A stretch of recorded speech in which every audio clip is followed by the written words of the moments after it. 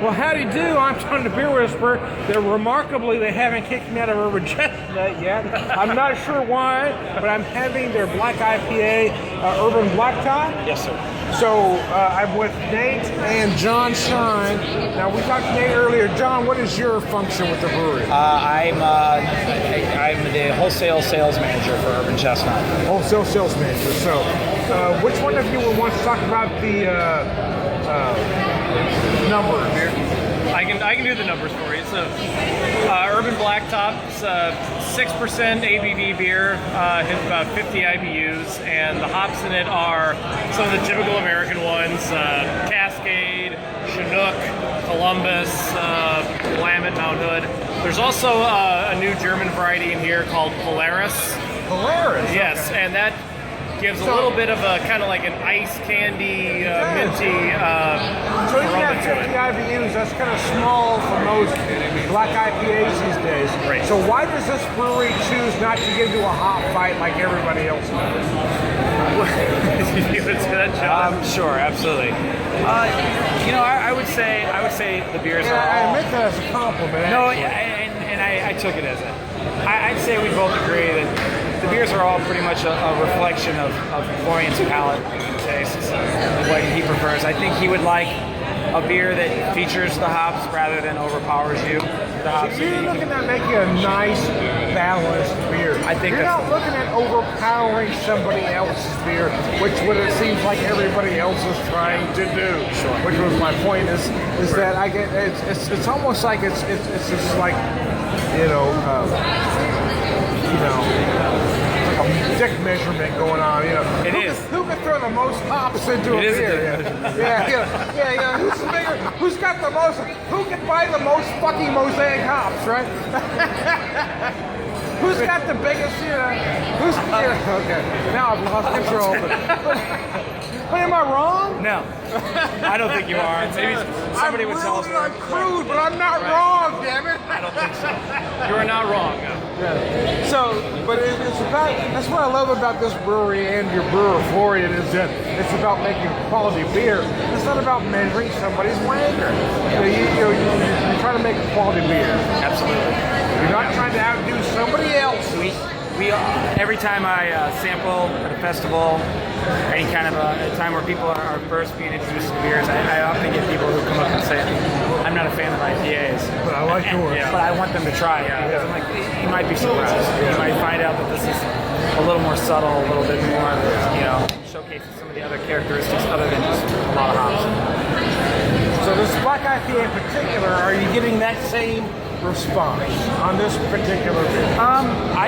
We get it a lot with the Stalipa and Fantasylands. Yeah. I certainly with those two. I don't know as much with Urban Blacktop. Yeah, because Sleep and Fantasyland, those are things that are beautiful. they're definitely out in the market a little more. Yeah, Urban Blacktop's a little more of a specialty. We've never bottled it. Yeah, around here, so Only in draft. Yeah, black IPA is kind of seems like a lover of hated style. I love the style. It sure is. I agree. Yeah, I definitely. Now, but I've had some, I've talked to folks at our brewers that find the style too astringent. And I personally don't. I love the balance of the malt and the hops. So how do you feel about the style? I really like it. One of the things that I enjoy, I don't drink it very often, but when I do, I'm always kind of reminded of how chocolatey and roasty it is. Right. It's almost like you got that perfect balance of malt and hop. It's not easy to get that in this time. You're getting some chocolate from the malt. You feel that roasted malt character. Yeah. And then it's almost cleaned up by the citrus on the end, right?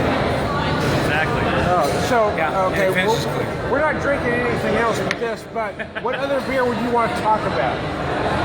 If there's one beer you want to showcase, what would it be? If there was one beer to showcase, I'll let the sales guy take that one.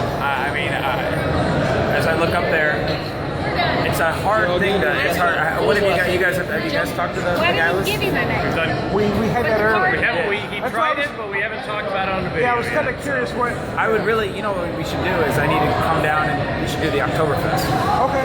Yeah, which just got brewed in today. All right, let's do that. Yeah, it'll be fun. All right. There we go. I'm Bavarian I'm Tom the Beer Whisperer. Yeah. Thanks a lot. They sell. It's the beer that they drink. I have an English to keep up.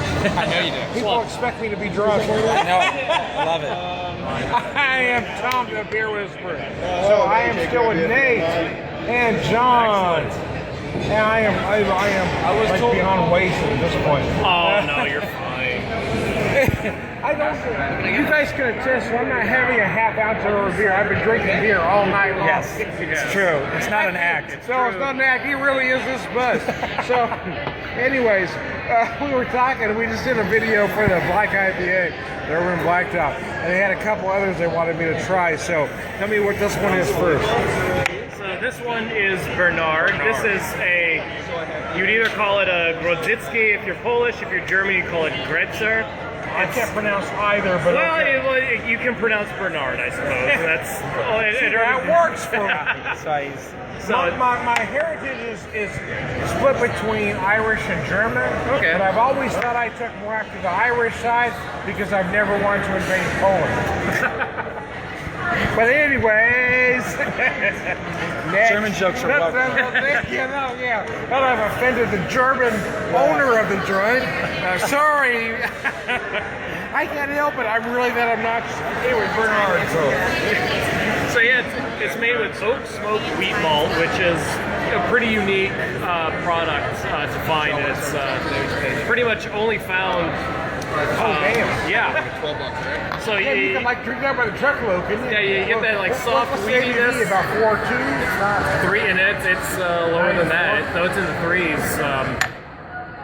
Yeah, So what's this one? 3-4. So that is Potter's beer. That is a Belgian single. Sorry for you, and I was being obnoxious. I'm a bad man. I did not mean it. So this is the kind of beer that the Belgian monks are famous for, these big, flavorful, high alcohol beers.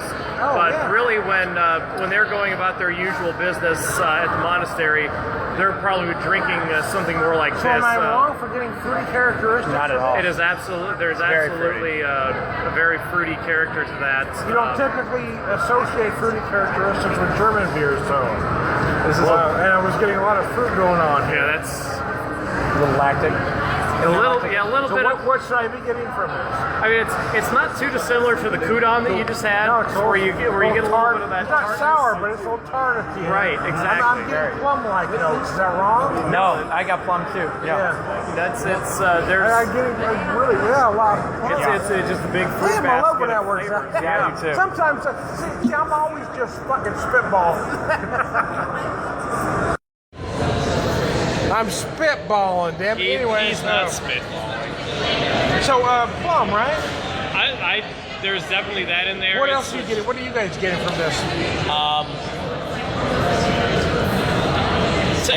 To me, it's just like this big mix of all different fruity I'm flavors. getting a little It's lemon hard- zest at the end, maybe. Yeah. Sure.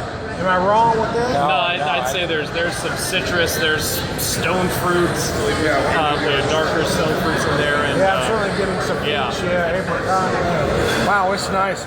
Yeah, you know what? Here's the deal, guys. I'm getting pretty well hammered here at Urban Chestnut, so I'm about done. But I want to say thanks to Nate and Thank John. you for coming. Thank you guys. For hosting me here and for helping me out with some of the beer selections. Of course. I've had a great time. Thank you guys. I support Pill the Cause. I know it's not something you guys do, but you all support the various other charities, cancer research here in town. So Absolutely, we are. thanks. They know what we've been through, and this is a great brewery. So please come see it if you're in town. So how do you do? I'm with Jay Indovino. How we doing? We're at Urban Chestnut. We're enjoying a nice private tour with the Beer Whisperer. This is first class. We're getting a private tour with Nate. I am still here. There's Nate poking his head in. So where are we going to next, Nate?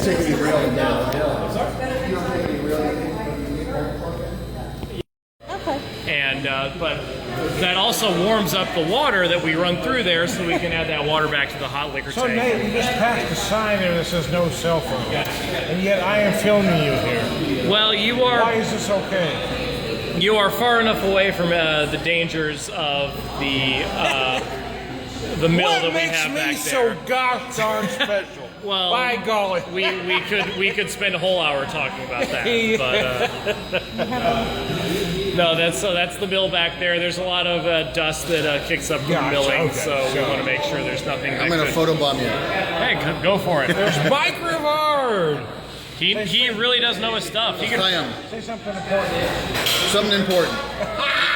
they want me to give a tour, but he could probably give a tour himself. So. Well, I just drink the product. That's all I do. We appreciate that too. So where are we going next? We're gonna head back here towards our grain storage, and So right here I have Robin with the super sack. it holds 30,000 tons, you can see. Wow. And the far one is pale ale malts.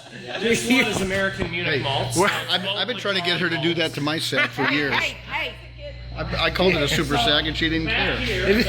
But that's a super sack. Yes, it does.